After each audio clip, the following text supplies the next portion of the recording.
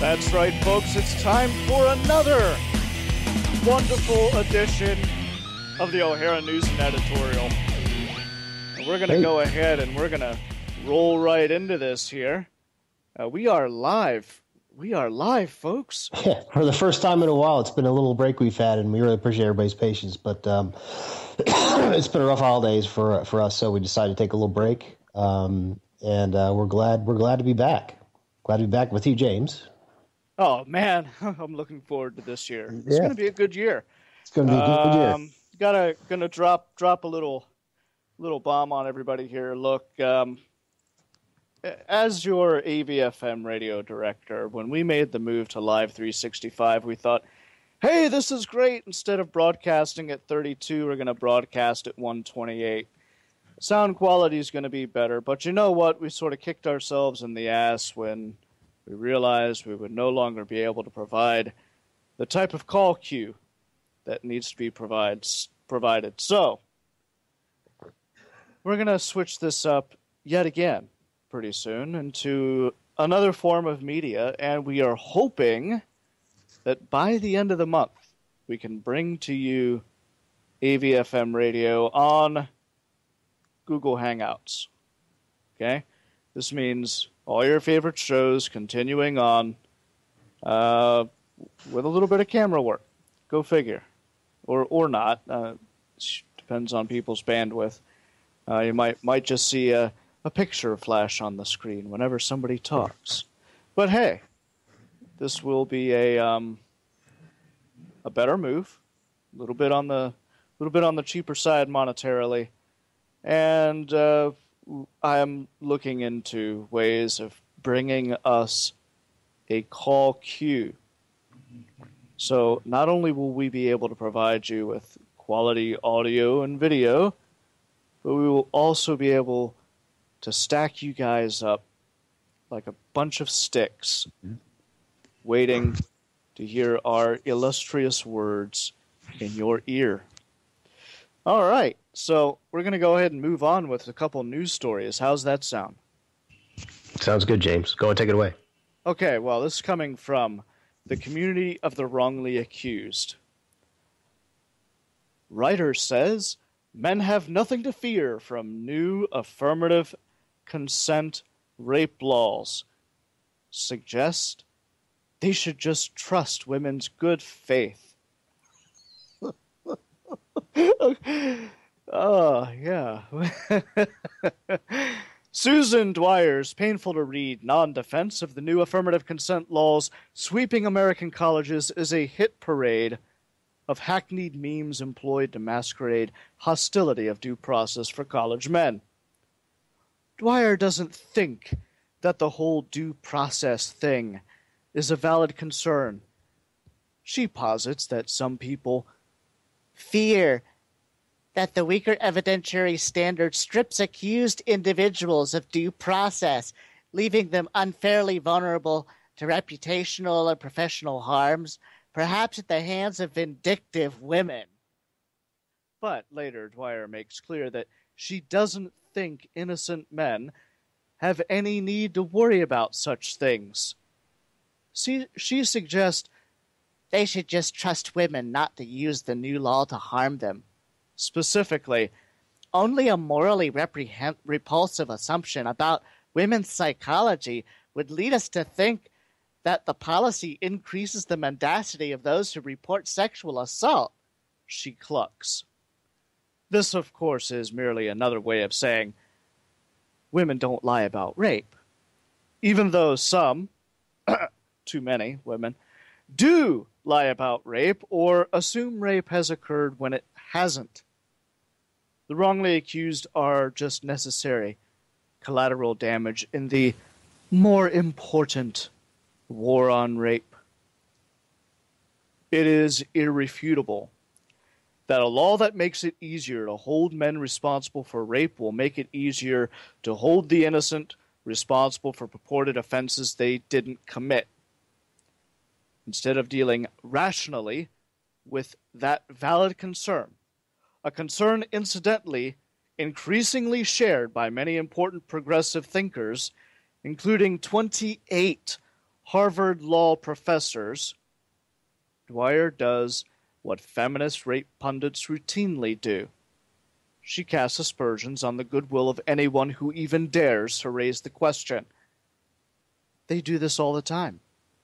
Dwyer's insanity is not worthy of serious refutation.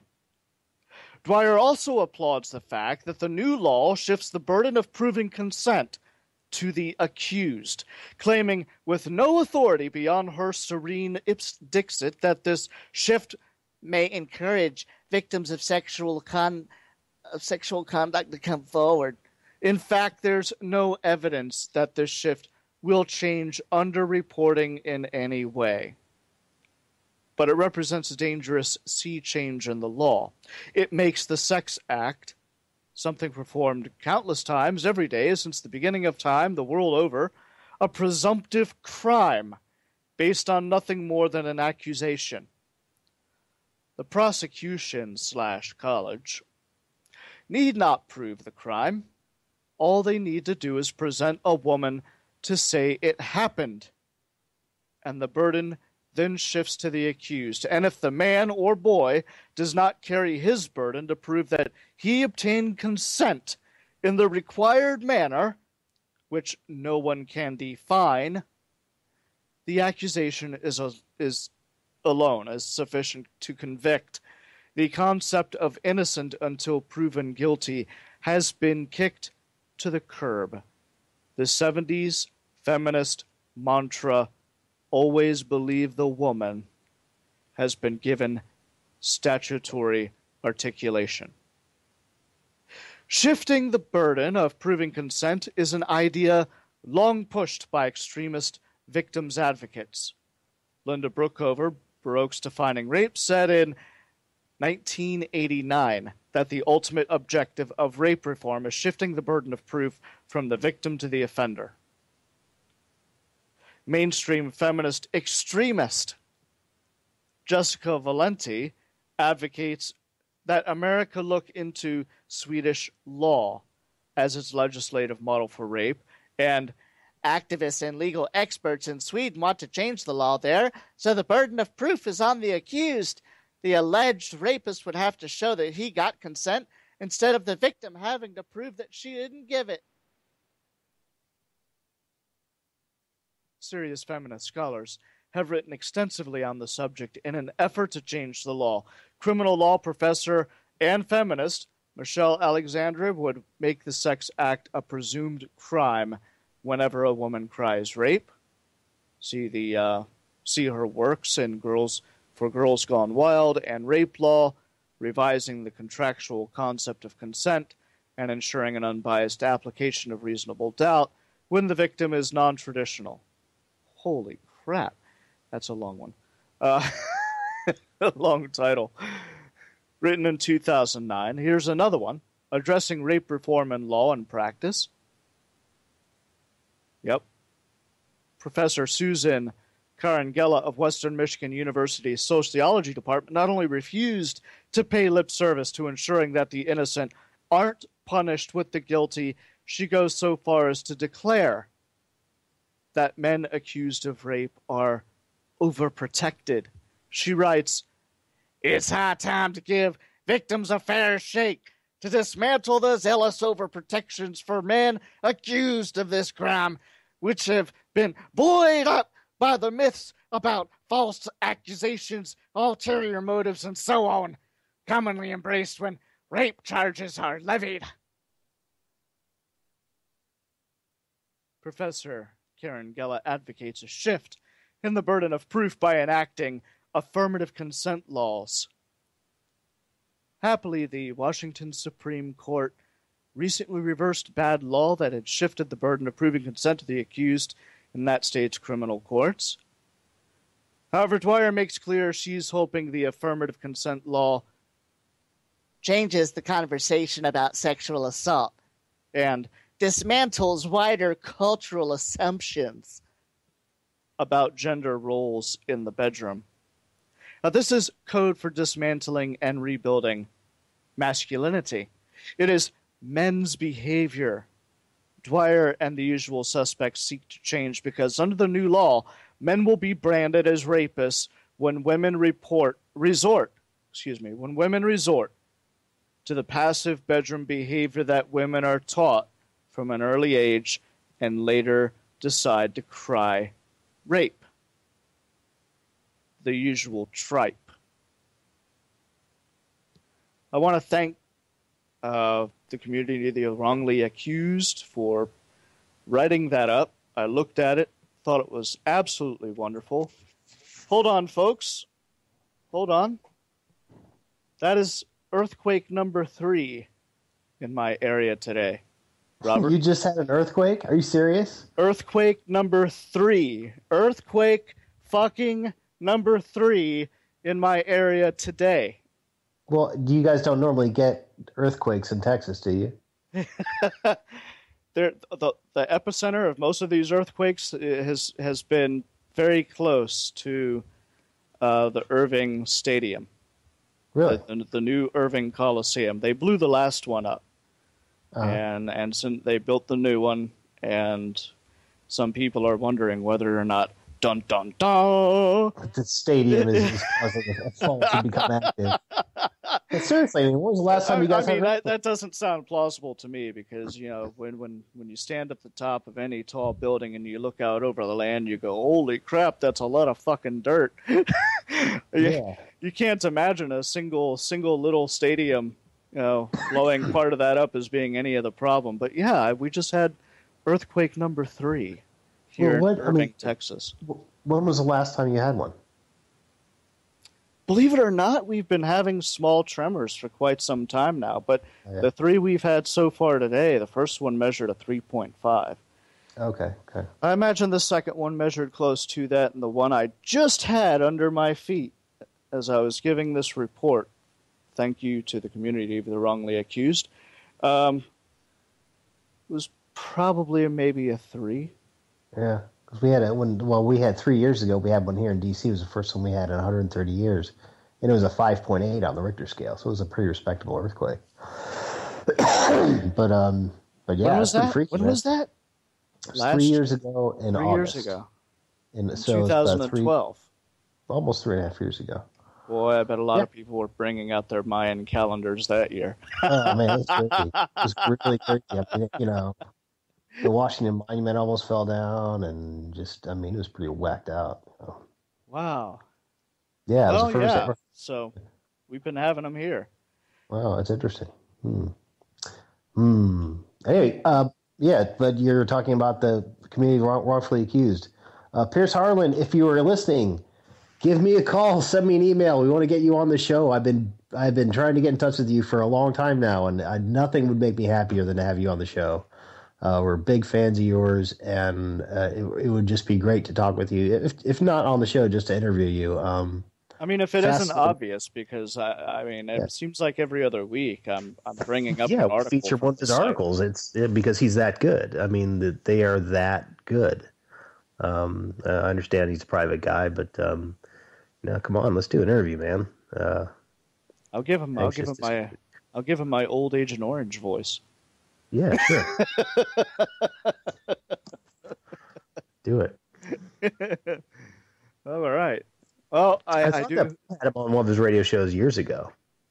Yeah, didn't he? Yeah, like a long time ago when Paul first started doing radio shows. I think he actually had him on.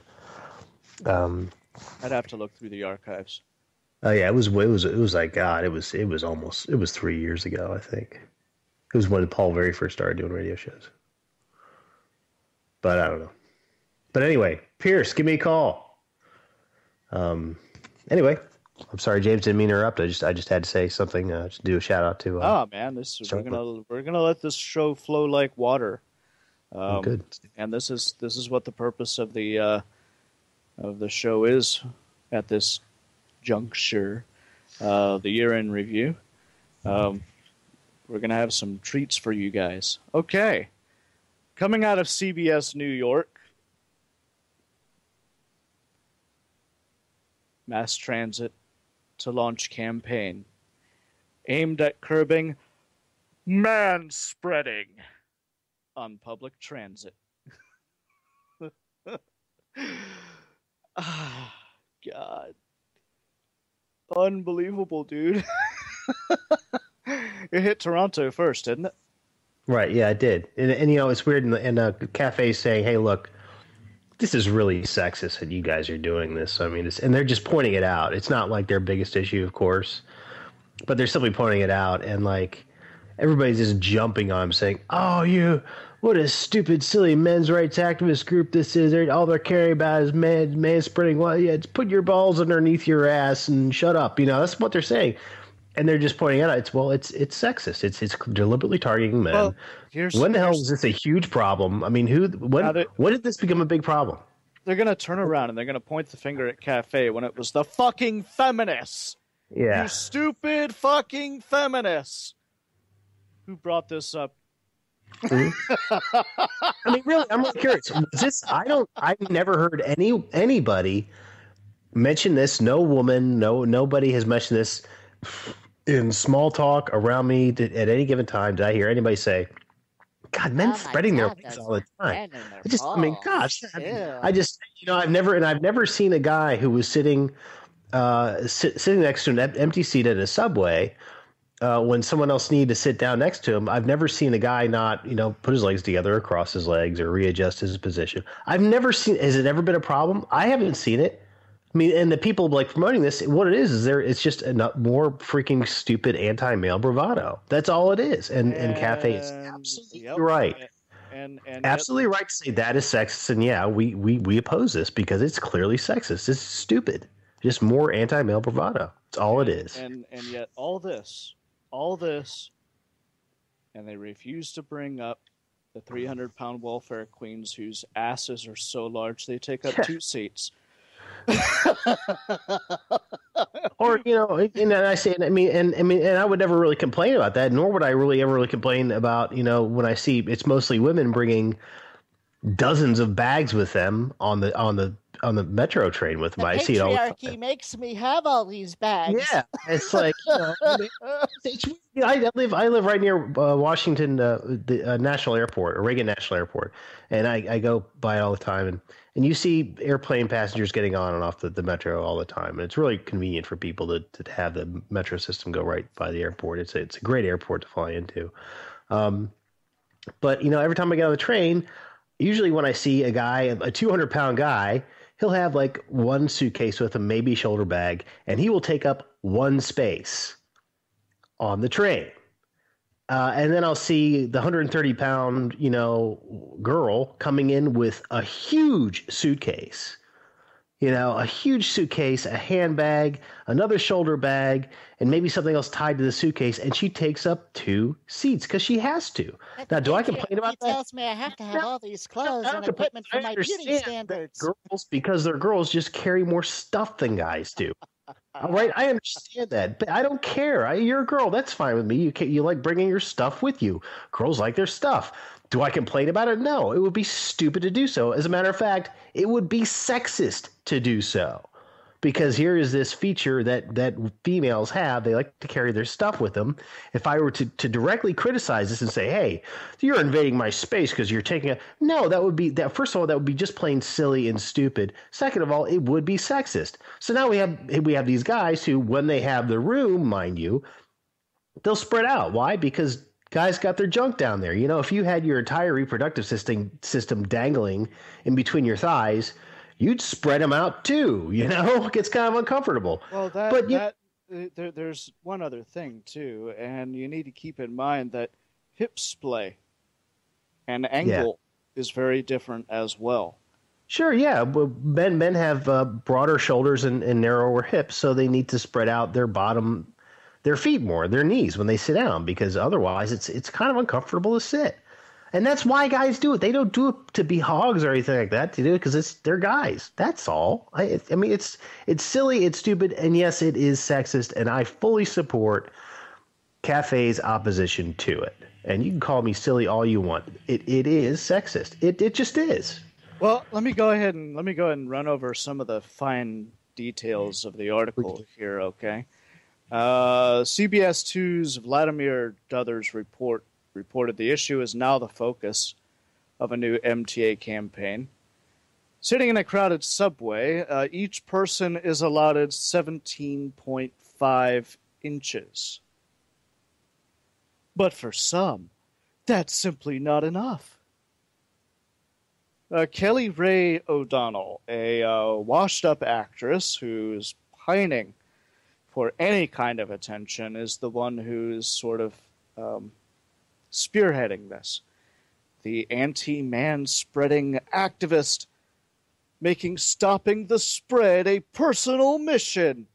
She says, Manspreading is when men take up too much room on the subway by spreading their legs in a wide V, like geese traveling. I guess it's geese traveling. I guess you would call it subway shaming.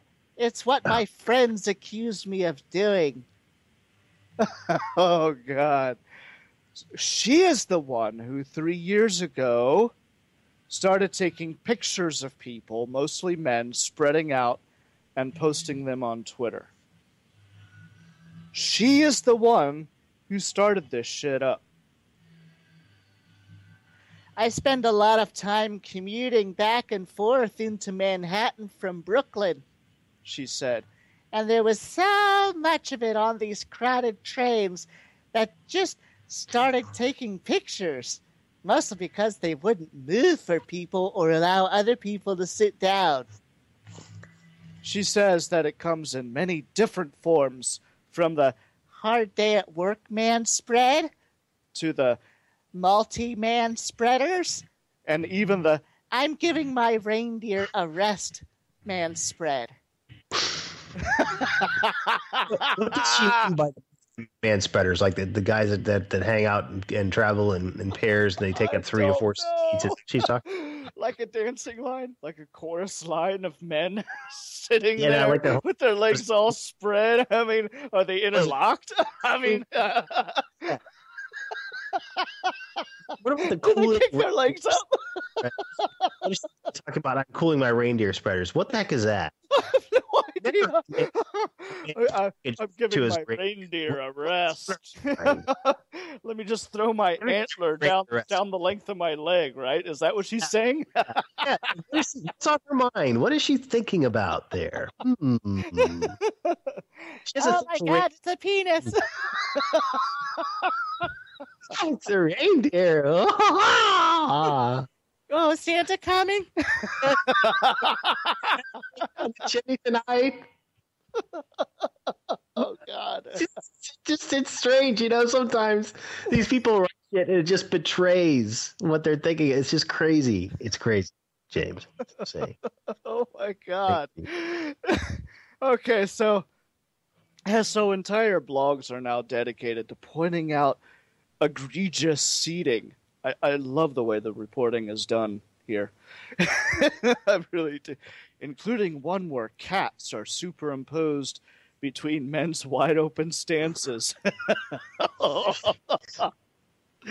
That must be a Futrell thing. Yeah. Oh yeah. His vicious attack cats. So, you know, what's the punishment they're going to met out for this? Are they going to start giving guys tickets for this, or what? I have no idea. I don't see anything. Is it going to be those things where expose manspreading, take a picture? Pretty much. So they're asking men to mind the gap by putting up posters reminding riders to be more considerate of others. Yeah. And all I got to say is that the next time I go into public transit up in New York, I promise you motherfuckers, I will have mastered the Jean-Claude Van Damme leg spread, and I'm going to do it in the middle of the fucking subway. Do it. The ultimate man spreader. The ultimate man spreader. Absolutely. I will do it in Speedos.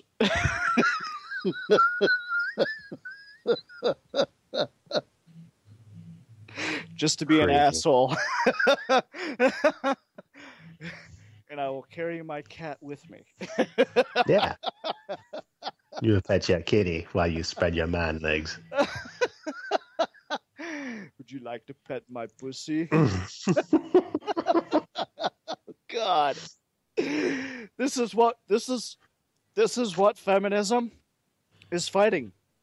Yeah. This important issue Manspreading is what feminism is all about. And by God, we are going to show you guys tonight exactly what you get for your buck when you are a feminist.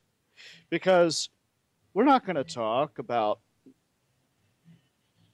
women getting beaten and raped in faraway countries under tyrannical rule. We're not going to talk about the undereducation of women in some of these countries, although we know some of that's bullshit. We're not going to talk about any of those things. No, we're going to focus in on some of the worst that feminism has to offer, which is feminism. For the year of 2014. We do the next half of the show is going to be a really good thing. We're going to do 2 lists. We're going to do 5 major feminist fails and 5 major MRM victories for 2014. And we know there have been some good ones, don't we? Oh my God, dude! And these are things. These are things that I just pulled out of my head this afternoon when I was thinking about things to do for the show. And I really, really want to get some callers tonight because it was such a big year this year. And there were so many people involved, and hopefully some people are listening tonight that were. We definitely want people to come and share their thoughts about this. What I think that most would agree, a very, very special year for men's rights. The level of importance of some of these first world problems. Yeah. That feminists are screaming about, screeching about in their shrill voices at the top of their lungs is just amazing. Amazing, yeah. Yeah. Anyway, so are we done with the news stories, James? Well, there is one other thing I did want to touch on. Sure, go ahead. This was sent to me like just a few minutes before the show, as a matter of fact. This Dev Bootcamp at devbootcamp.com. What they do is they've got these training sessions that they bring people into, and they can provide scholarships and stuff like that to teach people how to code effectively. It's the 9 to 15 week immersive program. So, I'm going to read this since they have these scholarships here. I'll read this verbatim. Scholarships. We offer a $500 scholarship for the following groups. Veterans. I'll take that first. I don't have a problem with veterans. Not just because I'm a veteran, but because of the fact that veterans do something. You don't necessarily have to agree with what they do, but they do something. Okay? Next bullet point. Anyone who identifies as female or non-male. Okay. Yeah, as long as you're not a man. As long as you're not a man. Next bullet point. And you think to yourself, okay, well, maybe this bullet point has something about sexuality. Nope. They go on to say anyone who identifies as an ethnic minority group underrepresented in tech. African American, Chicano, Latino, Native American, Pacific Islander. Okay. So the very first bullet point, veterans, I'll tell you, that's a catch right there, because any employment agency out there who is looking for developers, up to and including government positions, you sort of get extra points for being a veteran. So of course, you should, yes. That being a demographic, they're going to want to have that. But I promise you that the last 2 bullet points are not based off of a doing. They're based off of a being. And I brought this up in the chat. I could see giving a scholarship to dick-sucking whores. I don't have a problem with that. If somebody wants to give out a scholarship to dick-sucking whores, that's fine. You know why? Because they're getting a scholarship for doing some dick-sucking. Just like veterans are getting a scholarship for doing some soldiering. However, giving out scholarships for being one thing or another, such as a female or an ethnic or minority group, okay, that's not based on a doing. And here we go. They say right off the bat, underneath those 3 bullet points, we do not offer merit-based scholarships, as we operate under the principle that anyone can learn to code if given the means and opportunity to do so. Because of this, we don't reward anyone for being further along in the process than others. That's making some assumptions there. But the very idea that they refuse merit-based scholarships shows you how these fucking social justice warriors think. You remember the GitHub debacle, right, Robert? Right, yes, I do. Okay, for anybody who doesn't know, GitHub used to have a great big old rug in their front area that had emeritus or something like that on it, and basically said, earn shit by merit, right? Well, all the fucking feminists came along and screamed and ranted and raved and said, "Oh, that's horrible because it's still holding up a patriarchal standard." and GitHub got rid of the fucking thing. Yeah. It's okay, we'll just, because they got mad, we'll get rid of it. These people do not want to earn shit. They want it given to them. They want it given to them based upon what they are, not what they do. Well, there's another dimension to this. I was thinking about this when you showed that to me, James. They were showing all the different financial devices that these folks could use for borrowing money. And at first you wonder, okay, why would any bank want to lend money for getting something not based on merit, but basically on what they are? It seems very counterintuitive.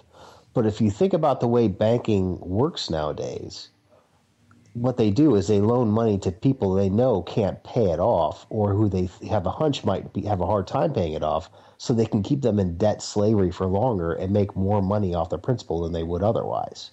That's how banking works nowadays. Yeah. So I mean, and that's why you see a lot of these campaigns that are not based on merit, these initiatives, they're so well funded by banks. That's the reason why. Right. So it's a double whammy there. I mean, it really is diabolical. It really is evil when you think about it. Yep. There are some people who, if you do not have, it used to be where you had to have merit to get a loan.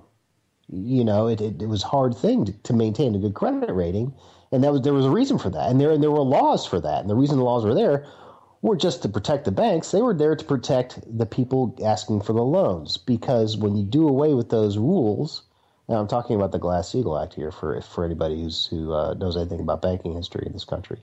When you do away with those rules, what you do is you open up the way for legal loan sharking, which is what we have in this country right now. It's crazy, and this started with the whole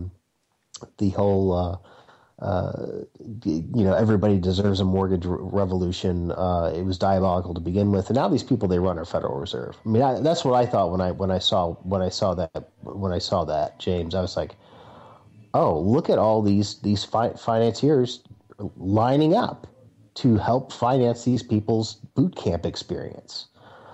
People who aren't there by merit or by ability, but they're there because they are who they are. That's dangerous for those people. I think you see this a lot You certainly see it a lot in education now. You know, education costs a lot of money nowadays, and it's because it's not because it's gotten any better. It hasn't. It's because there are more administrators per student than there ever has been before, and that's mostly because it's just huge bureaucracy, much of which is feminist bureaucracy, Title IX bureaucracy, that students have to pay for. They have to pay these people's salaries, and I think these people go hand in hand with the banks. I think they're in cahoots with the banks to put people in wage slavery for the rest of their lives. You go to school and then you get a degree in psychology or sociology or communications or whatever, some easy degree that you could never hope to make enough money to pay back your $200,000 debt. Well, you're going to be a slave for the rest of your life to these banks. That's what they want. It's crazy. That's what I was thinking when I saw that, James. So, I know it's a bit off topic, but do you sort of see what I'm saying? Yeah, I see exactly what you're saying. I can't disagree with any of what you're saying. Yeah. But I don't think that these people would give a damn about the economics of it. I think no, they are social justice. Bad. They don't. They're social justice. This is something that appears to be run by a collection of ID10T social justice warriors. Sure, but it's financed by a bunch of very cynical bankers who are saying, hey, look at these stupid social justice warriors. They can get more victims for us. And we'll make it nice for them. We'll make sure that they have plenty of students getting money going into their coffers. It's a match made in heaven, James. Match made in heaven. Yeah. Unreal. I did want to bring that up. I did want to mention that. Yeah. Thought it was pretty damn important. It is. Keep an eye out for other things like this, because you're going to see a lot more of this non-merit based scholarship come up. You're going to see more and more of it as time goes on. I mean, Title IX, that should tell you everything there, but that's the government, and we can always expect the government to fuck it up. Tell me the last time they haven't. Yeah. But we're going to see a lot more private institutions funded by a lot more of these social justice warrior types. We're going to close the doors to everybody except for their favorite oppressed people. And that is not the cis-cum shitlord white heteronormative patriarchal toxic men that are out there.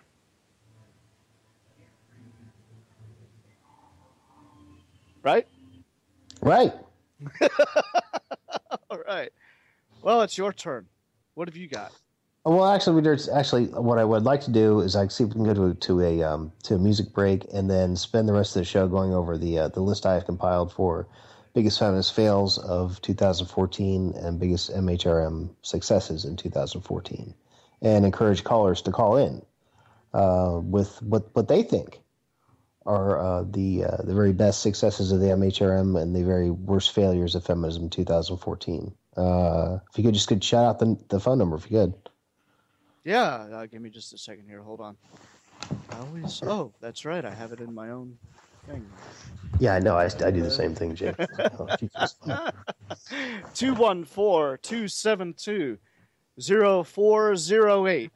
I'm going to put that out again. If you guys want to come on and shoot the shit about what we're going to talk about on the list, it's 214-272-0408. And on to some music. This music is by Kevin MacLeod. Thank you very much for your fine work.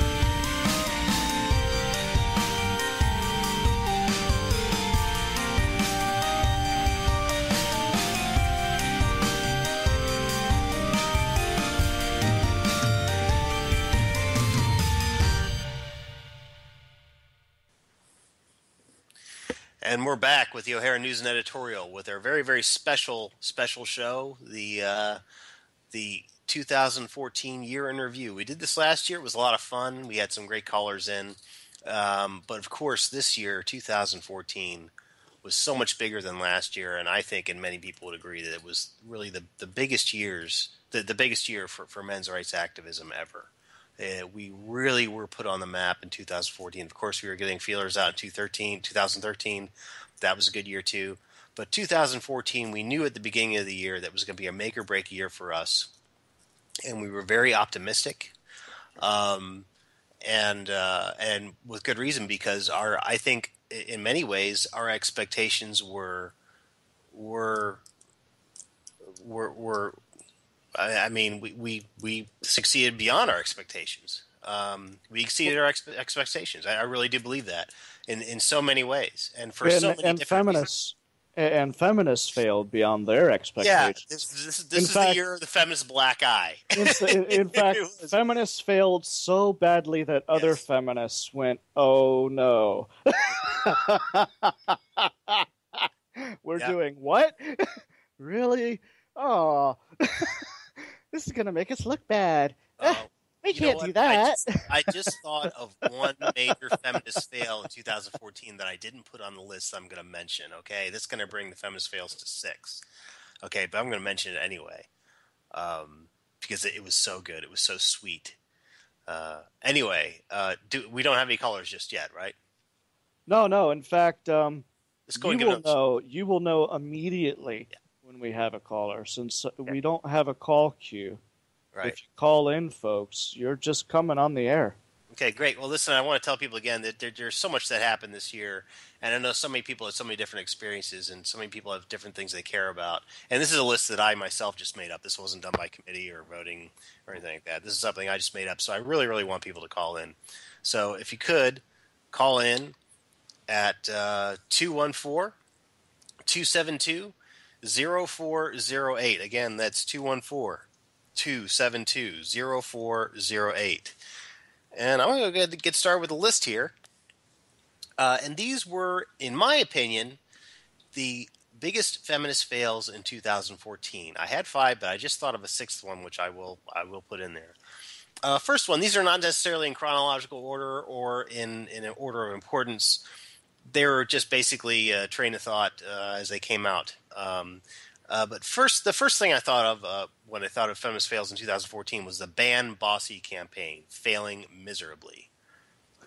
Everybody remembers that. This is something that happened early in the year, and this is something that feminists spent millions of dollars on, and they got some of the heavyweights in there. They got the woman who's the CEO for Facebook. She was the one that did all that. Beyonce. Beyonce. They got all kinds of like celebrities and politicians. I mean, they just pulled out the stops to ban the word bossy. They pulled out the stops to ban a word, a useful word that describes a certain personality trait. And they expose themselves as the numb-minded, censorship-obsessed people that they are. In fact, I would go so far as to say that they exposed themselves as bossy. Mm-hmm. That's exactly, and that was the biggest criticism. They said, "Well, what you're doing is kind of bossy when you're going to ban a word. That's kind of bossy, isn't it?" And it just gave so many detractors so much ammunition to work with, and that's why it failed so badly. So not only did it expose them for the, like I said, the censorship obsessed people that they are, it exposed them for the absolute morons they are. The absolute morons that they are. This is the one thing that exposed the level of stupidity amongst feminists more than anything else. That, well, God, you know what? That we may think something else. This is year. Look, hey, I don't want to say that. And hold on. And I must say that the other 5 things that we're going to bring up on the list do nothing less than expose the same thing. Of course. But ban bossy. That kicked off the year right. That holds a special place in my heart. Uh-huh. It really does. Maybe my cockles or my subcockles, or perhaps in my colon. Sweet, the sensations you have down there, James. I love it when you talk about them. I'm such an asshole. It's me all hot and bothered. Sorry. Okay. Anyway, I want to go on to the next one. This is a big one too. This is the whole Gamergate thing. When Gamergate got Intel to withdraw ads from Gawker, making Gawker lose a lot of money. This was a huge feminist fail. This was not an MHRM thing. This is totally a Gamergate thing. It's not the same thing. No, it's not. But this was really a real blow to feminism because again, feminists pulled out the stops to try to co-opt the gaming industry. They failed.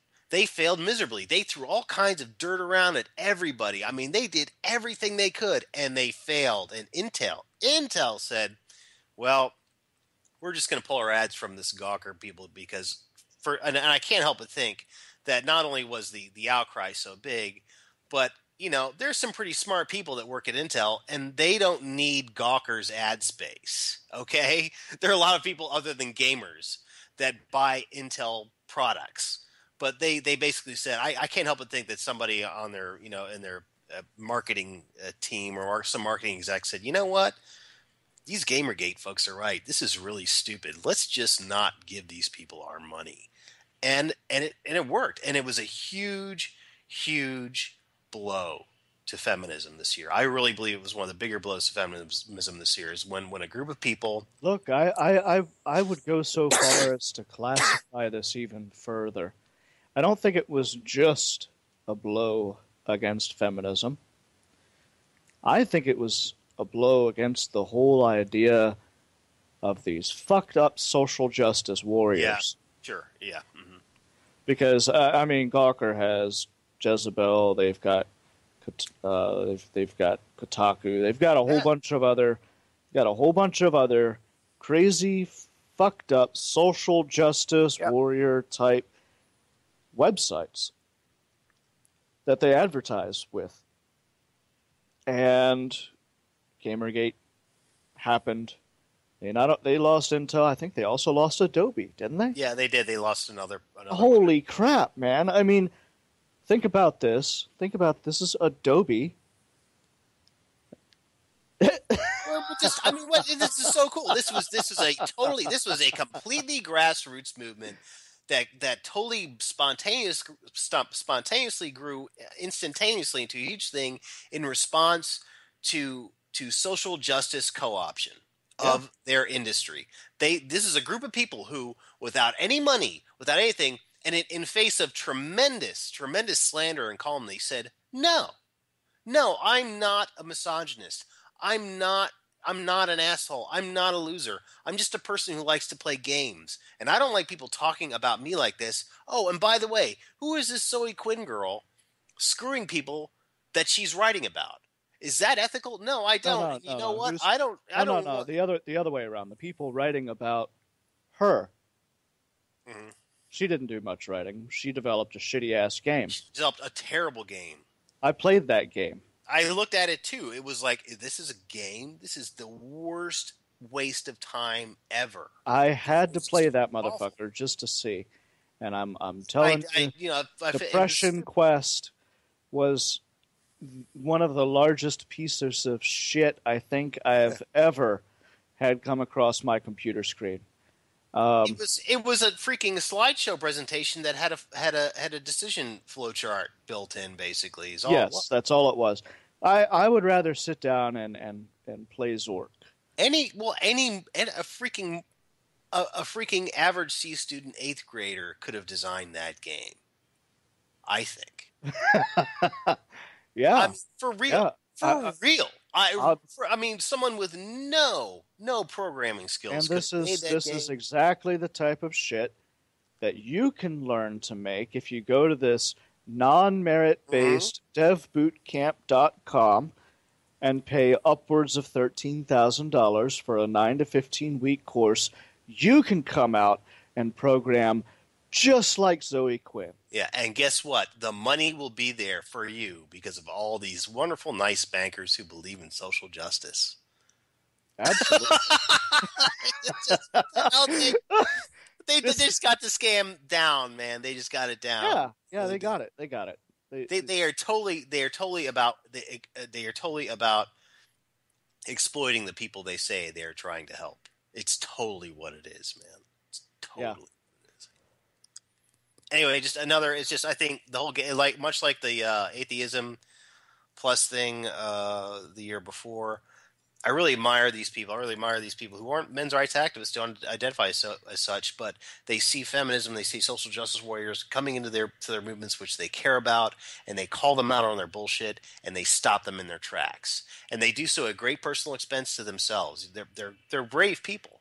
And even though they're lied about, even though, we got these people like Anita Sarkeesian just doing all kinds of stupid, messed up things, telling lies, to try to continue on with this juggernaut, this social justice juggernaut, which is basically all about marketing and money. That's what it's all about when it comes down to, and opportunism, publicizing and look, you're gonna see more of this come up in the future. Sure.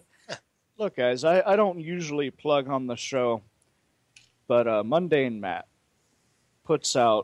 he's put out a lot of great videos on Gamergate.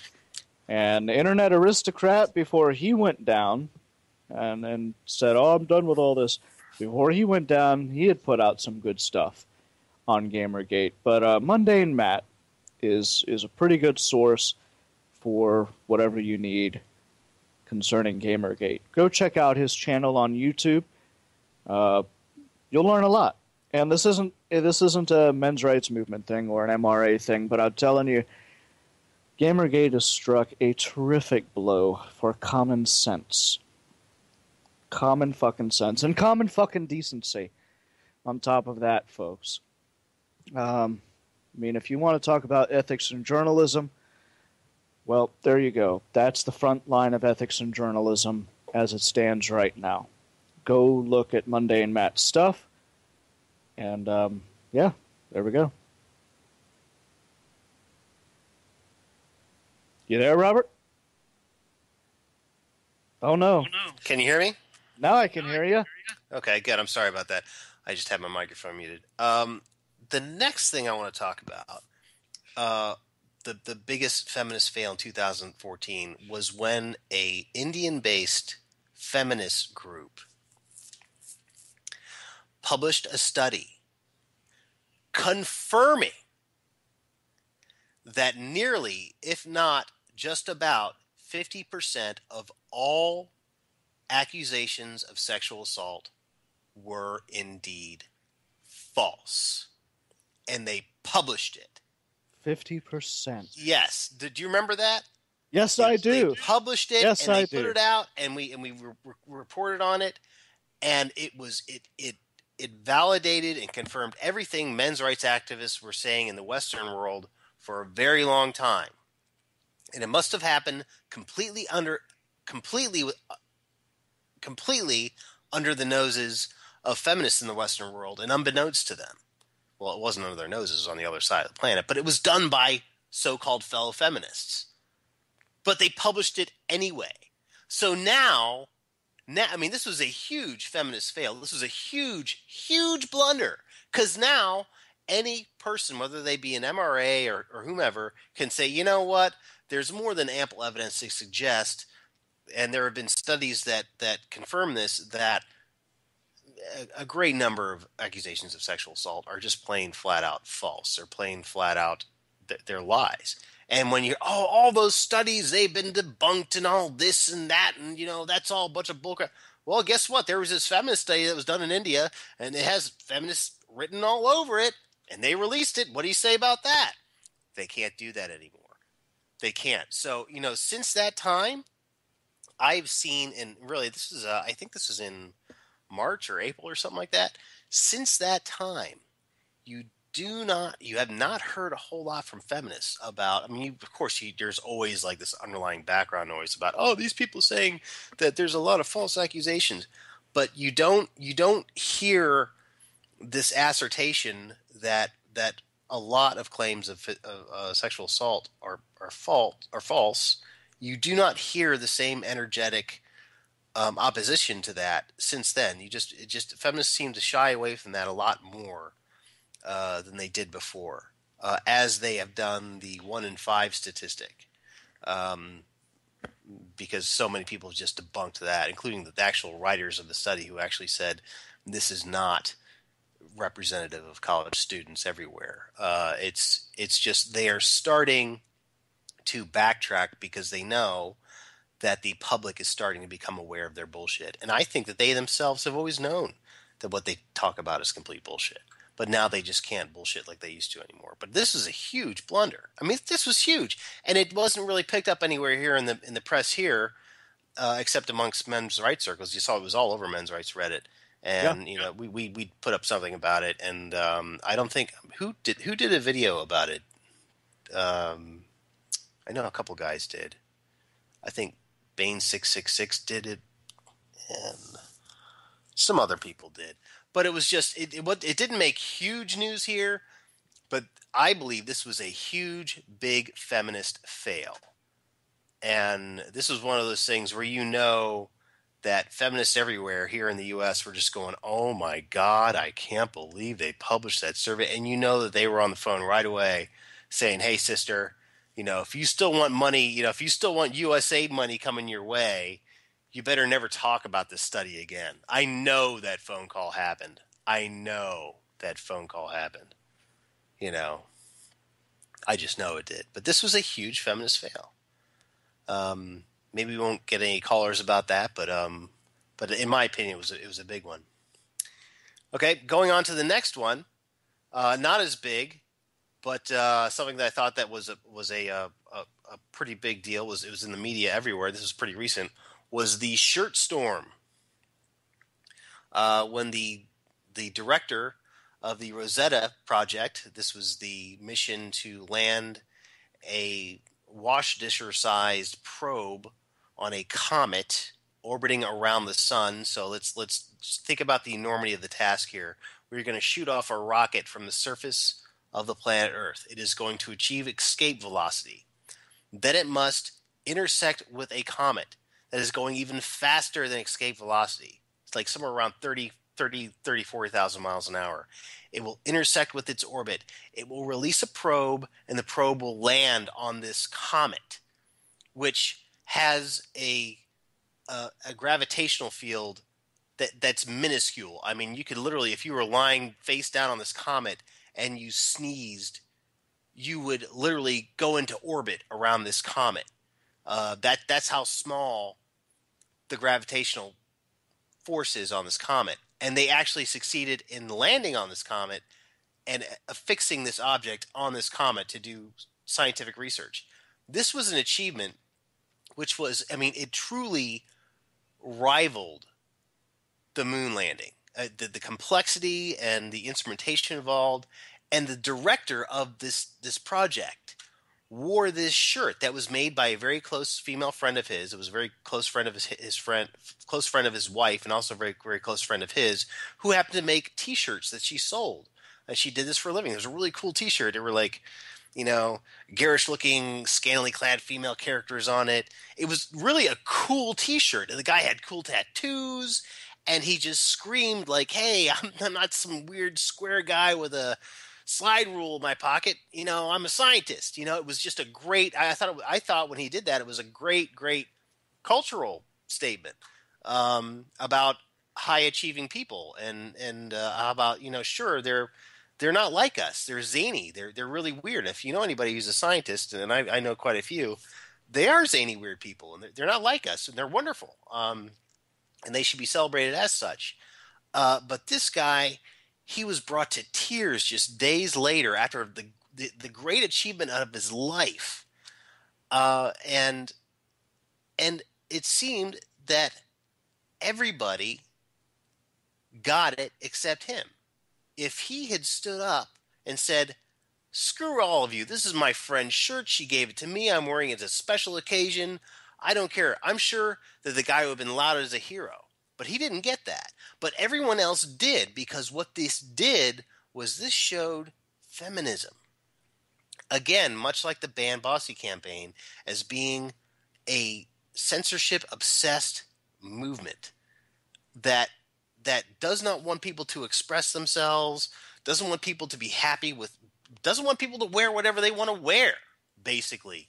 And this is one of those events, and we're going to talk about them more here in a little bit. This is one of those events that happened this year that really, really showed feminism for what it was. It really did. It was in so many ways. It was such a huge event, and so many people saw what happened, and so many people saw how stupid and ridiculous it was. And it really, really, it was one of those things where feminists thought they did something great and they won this great massive victory, but no, it wasn't.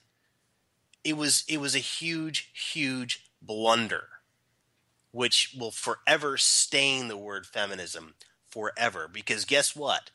This achievement of landing a probe on a comet for the first time, that will last forever. People will remember that forever, but they will not. If they do remember feminism at all forever, they're going to remember it for what they did to this poor guy who actually succeeded in landing this probe on this comet. That's why I think it's a huge blunder. One of the biggest blunders in 2014, if not one of their biggest blunders. I mean, what do you think about that analysis, James? Do you think that's accurate? Yeah. Yes, I do. I mean, because for a long time, this is always going to be remembered as a great scientific first, an achievement. Wow, we actually succeeded in landing a probe on a comet, and we're going to learn all kinds of things about the beginning of the solar system. If I'm not mistaken, we've got a slight echo here, Robert. Okay, how bad is it? Let's see here. Getting better, getting worse? Yeah. Can we live with it for now? Yeah, I think we can live with it for now. Okay. But if I'm not mistaken, we actually did fire another probe into a comet, but it never made a landing. It just impacted. Yeah, you remember that? No, I remember what it did is it got into the tail of the comet, collected comet dust, and then brought it back to Earth for analysis. That's what it did. Okay. Which was an achievement, but it was something that was well within the technological bounds of the time. This particular thing was a real technical task. And we have this probe that's sitting on this comet that's going to be giving us data about the comet, about its trajectory, about its temperature, about the gases being emitted from it, about the changes in chemistry throughout its orbit, all kinds of things. And this is important. This is the thing about comets. Have they managed to successfully move the thing into a more sunlit area? I think the thing actually rotates, so it goes in and out of sunlight. That's what I think. But I think one of the things they're hoping to find out is as it goes closer to the sun, of course, the temperature is going to rise, more gas is going to be emitted, the chemistry is going to change, or they're just going to find out what happens. But here's the thing about comets. Comets have been around since the beginning of the solar system.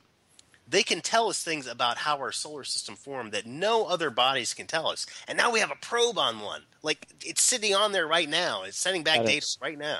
That is so phallic, dude. Yeah, that's right. We need to stop referring to these things as probes. That's the other thing. The comet it's reminiscent of the sperm, which is the ultimate symbol of the patriarchy. All the radical feminists are going to see as a great big dick. Or a great big wad of something flying. Oh my God! They impregnated the comet with the probe.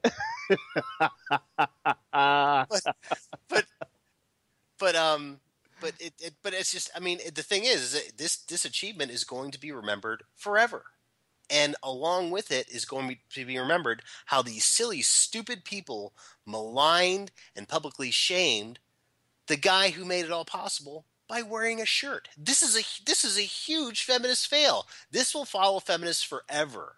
This will make them this will make feminists laughing stocks forever. I mean, it seems insignificant. I know a lot of people are saying, "Oh, what, Bob? What are you talking about? Seriously? Are they making it?" No, really, it's that big. I think it's a big deal. So, anyway. Oh, that's great. Yeah, but I went a little bit off on that one. Anyway, it's because I'm kind of a science geek myself.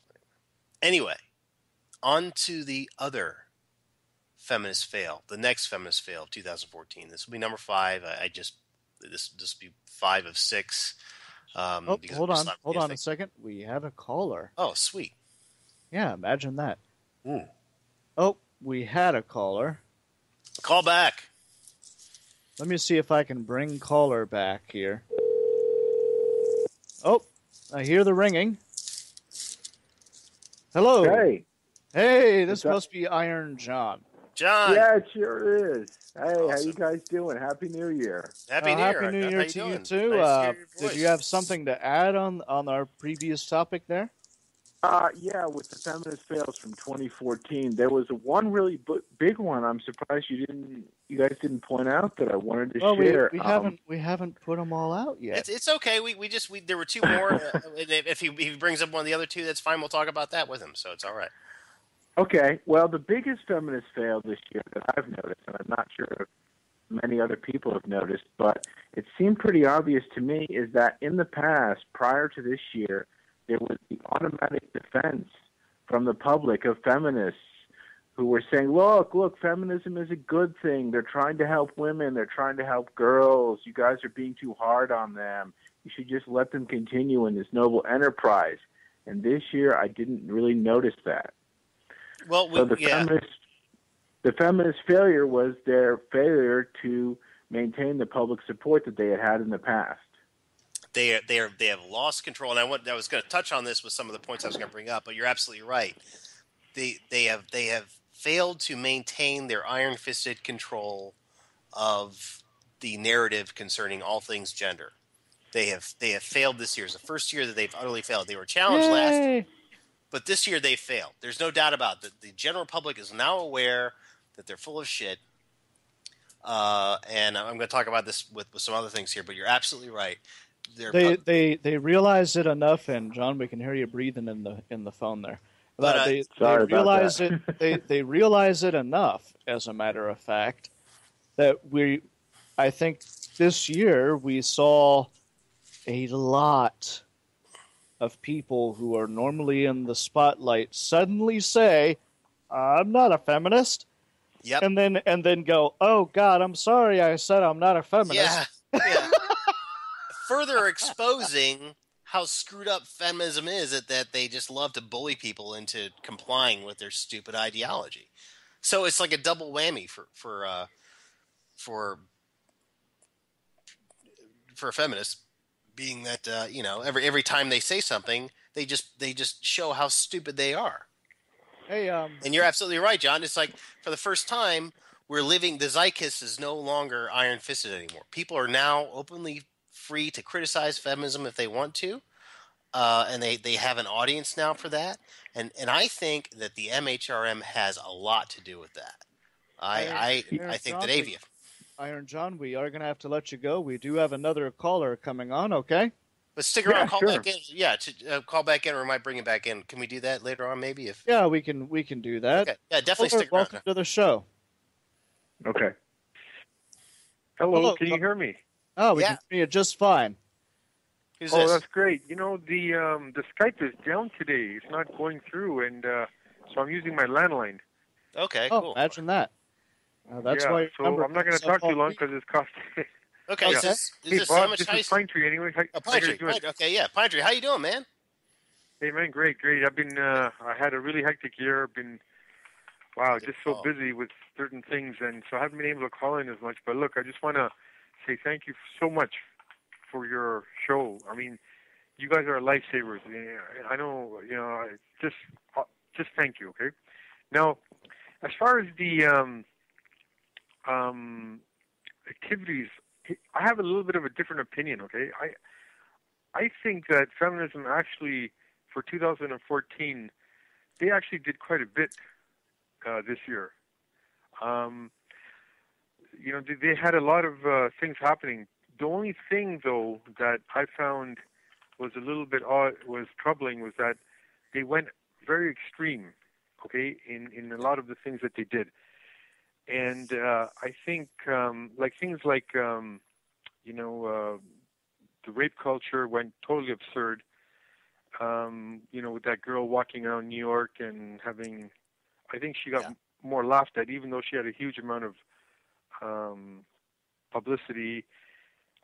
You also had the prostitution laws in Canada and France, where they made it legal to sell but illegal to buy. So I'm just saying that there was quite a bit of feminist activity, but a lot of it was absurd. Right? Yes, and let me touch on that for one moment, okay? I had some pretty interesting intellectual discussions with Fiedelbogen when I first decided to move forward as a men's rights activist. And I sat down and I spoke with him.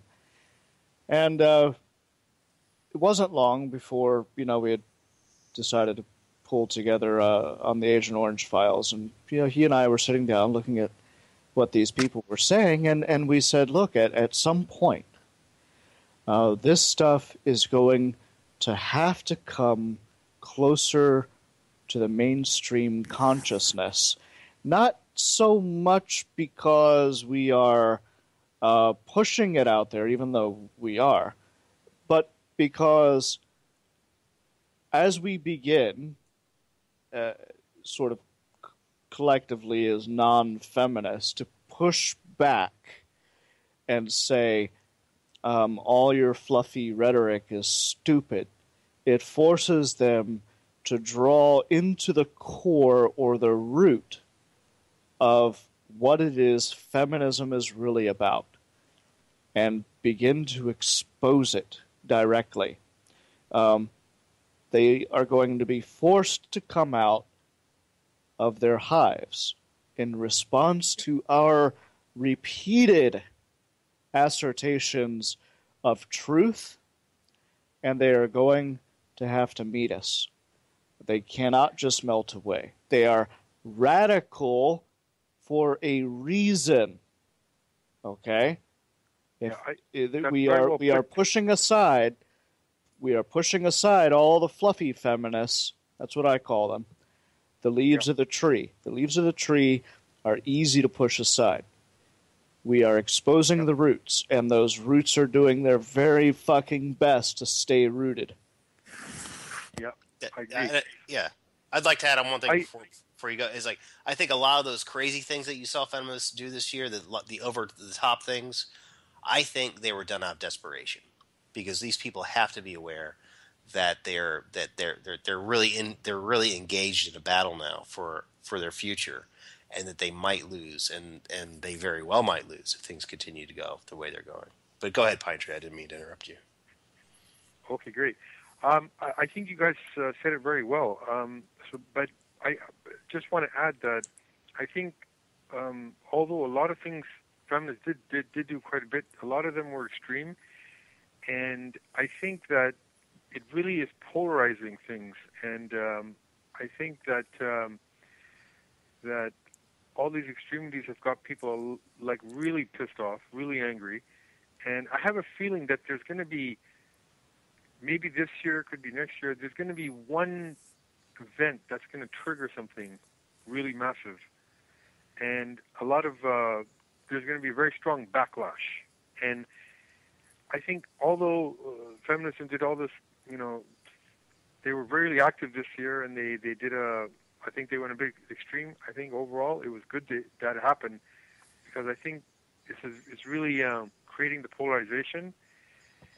I mean, just look on the forums. I mean, people are just expressing a lot of frustration, and I think something's going to happen, like one particular event is going to happen somewhere throughout the world where it's going to trigger off like a wave, a huge tidal wave, and so I think this polarization is going to take place.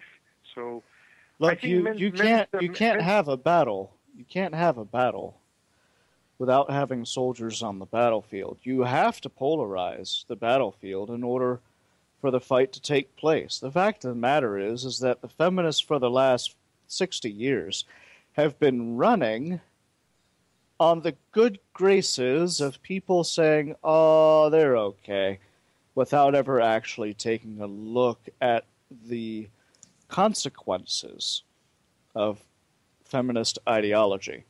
Okay?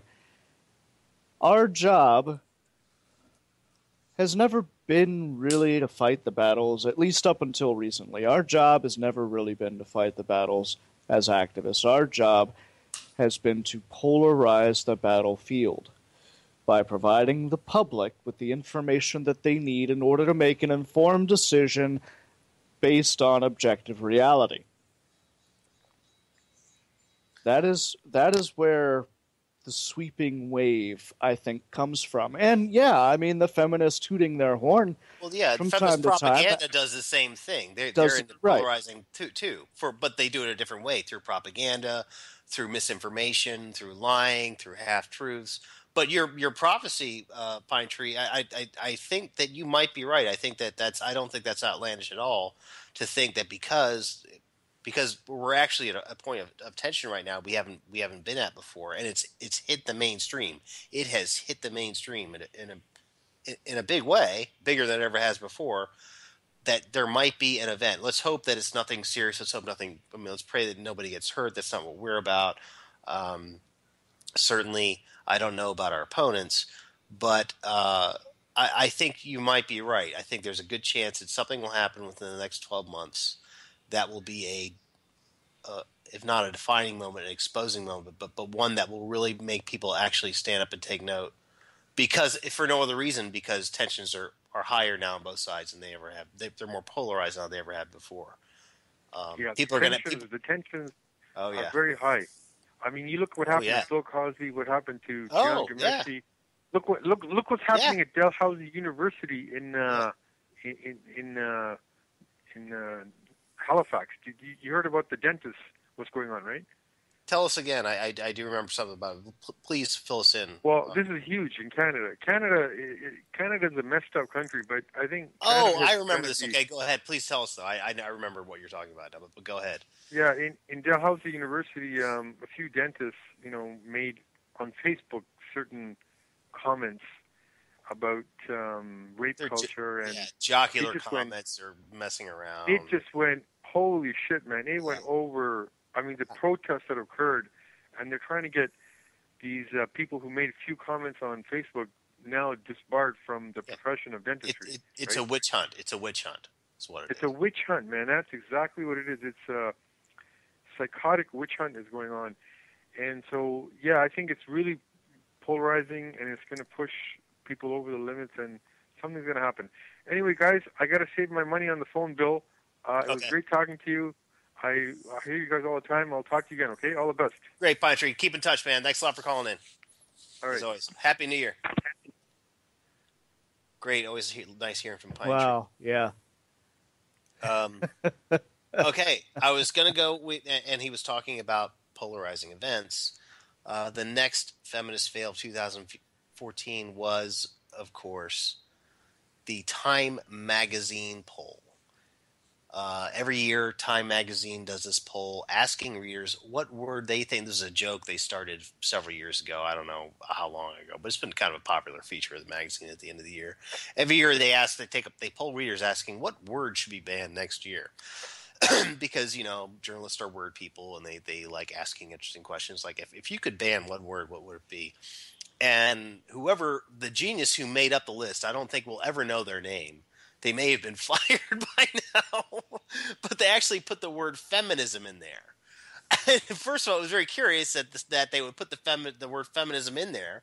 I mean, it would be inconceivable even a year ago that they would put that word in there as a list of possible words to possibly be banned the next year. But it very quickly became the most voted on word to be banned the next year. It was so actually... but at the time it was taken off, and I had people telling me this, I didn't see what the final tally was, but it was well over 50%. There's like 60%, like 60% of the people said that or 70 even said that was where they wanted. And the feminists really tried to say that all those votes were coming in from 4chan. No. What it was, this is what happened is, and this goes down to the feminist desperation. what happens is feminists are realizing that their movement, their ideology, is starting to become quite unpopular. And what do?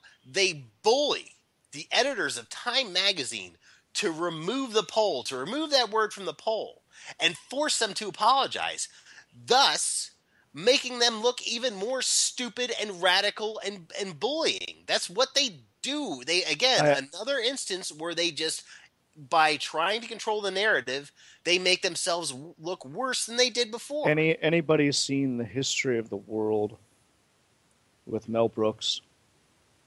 I haven't seen that movie. Yeah. You haven't seen that movie? In years. I have to do this. Okay. I have to do this because this describes feminism. The Inquisition. What a show. The Inquisition. Here we go. We know you're wishing that we'd go away. But the Inquisition's here and it's here to stay. That was sweet, James. That was awesome, man. That was so cool. We need to get a clip of that and play it for the next show. Yeah. Every time we bring up a news story that has like something where it has like feminist censorship, or when they bully somebody into apologizing or something like that, we need to play a clip of that song. The Inquisition, what a show, dude! We definitely have to play that clip. Totally. But it's true. I mean, it's like this again, another instance where like clearly it was shown that feminism is losing its popularity, it's losing its grip. What do these feminists do? They act in desperation. They act brutally. They engage in incredible bullying, but this is the thing. I'm waiting for somebody, whether it be a celebrity who says I don't identify as a feminist, and then gets all the shit hurled at him, or an editor of a newspaper who says, listen, we had this article that criticized feminism, and now you're telling me to pull it. I'm waiting for one of these people, whether it be, celebrity or editor, whomever, or news director or whatever, to say, wait a minute, you can't just come in here and tell me to say what you want me to say in my newspaper, or what comes out of my mouth as far as my opinion, or what's talked about on this news show, what my columnists say. You can't just come in here and say that. You can't do that. People are criticizing you, and you can't come in here and tell me to stop doing it. Get out of my face. I can't. And I think that's going to happen this year sometime. Sometime this year, some celebrity is going to say, you know what? I really don't identify as a feminist. And they're all of a sudden the bully campaign is going to begin, and then this said celebrity is going to have a press conference and say, hey, listen, you can't tell me what to think. I have my own opinions. Screw you. Or some news editor somewhere is going to say, hey, listen, we had this poll, and this is what our readers think, and you want me to pull this poll? Screw you. You can't come in here and tell me to do that. You can't.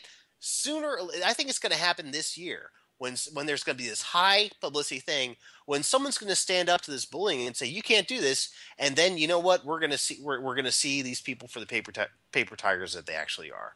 They're going to stop bullying people after this, and that's really going to be like the beginning of the real end for this whole show for them, I think. Or some college professor or some college president who's going to say, hey, listen, yeah, I have a problem with what's going on my campus. What are you going to do? Okay, so I'm fired now. You're not going to shut me up. I think that's going to happen this year. But, of course, Time magazine folded as suspected. Maybe they have a board member that, is a powerful feminist or whatever. But sooner or later, somebody's going to stand up to these people and say, listen, you can't tell me what to do or say. And you can't tell my readers what to vote for. And you can't tell my columnists what to write. It's going to happen. So I think that was another huge feminist fail of 2014. And I think the last and final really big fail for feminists this year was the Rolling Stone University of Virginia rape debacle. Oh, this has encouraged more people to speak up against this hateful idea of rape culture than any other event. This one thing, and this was bound to happen.